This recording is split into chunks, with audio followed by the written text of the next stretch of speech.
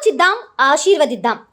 ఉమ్మడి నల్గొండ, ఖమ్మం, వరంగల్ పట్టభద్రుల ప్రశ్నించే గొంతు తీన్మార్ మల్లన్నకు మొదటి ప్రాధాన్యత ఓటు వేసి గెలిపిద్దాం. సో రేపటితో ప్రచారం ముగుస్తున్నటువంటి నేపథ్యంలో మూడు జిల్లాలో కూడా విస్తృతంగా మన మల్లన్న కానీ మల్లన్న టీంలు కానీ అదేవిధంగా కాంగ్రెస్ పార్టీ శ్రేణులు కాంగ్రెస్ పార్టీ నాయకులంతా కూడా తీన్మార్ మల్లన్న గెలుపు కోసం విశేషంగా కృషి చేస్తూ ఉన్నారు. దాదాపు అన్ని నియోజకవర్గాల్లో కూడా ప్రచారం చివరి దశకు చేరుకుంది. సో ఇప్పటికీ మూడు జిల్లాల ప్రజల్లో విన్నింగ్ ఫ్యాక్టర్ ఏందనేది డిసైడ్ అయిపోయినప్పటికీ సో పట్టభద్రులను ఓటర్లను కలవాల్సిన బాధ్యత మన పైన ఉంది కాబట్టి సో ఆ కోణంలోనే మనం ప్రయత్నం చేస్తూ ఉన్నాం.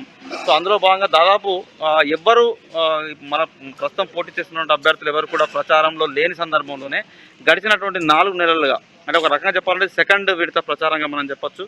సో గడిచినటువంటి 4 నెలలుగా విస్తృతంగా ఈ మూడు జిల్లాల్లో మన ప్రచారం జరిగింది.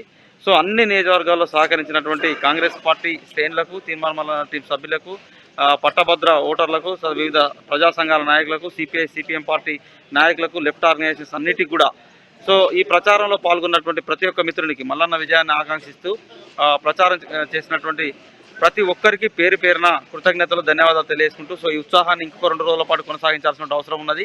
సో 26వ తేదీ నైట్ వరకు కూడా, సో 27వ తేదీ మనం పోలింగ్ బూత్ వద్ద కూడా పట్టభద్రులందరినీ కూడా తీసుకొచ్చి సో మల్లన్నకు అనుకూలంగా పోలింగ్ చేయించేంత వరకు కూడా అలర్ట్గా ఉండాలని అందరికీ విజ్ఞప్తి చేస్తూ సో 27వ తేదీ వరకు కూడా ఇదే ఉత్సాహాన్ని, సో ఇదే మీరు మద్దతును అందించాలని కోరుతూ సో అందరి దగ్గర సెలవు తీసుకుంటా ఉన్నాం. ఆలోచిద్దాం, ఆశీర్వదిద్దాం. ఉమ్మడి నల్గొండ, ఖమ్మం, వరంగల్ పట్టభద్రుల ప్రశ్నించే గొంతు తీన్మార్ మల్లన్నకు మొదటి ప్రాధాన్యత ఓటు వేసి గెలిపిద్దాం.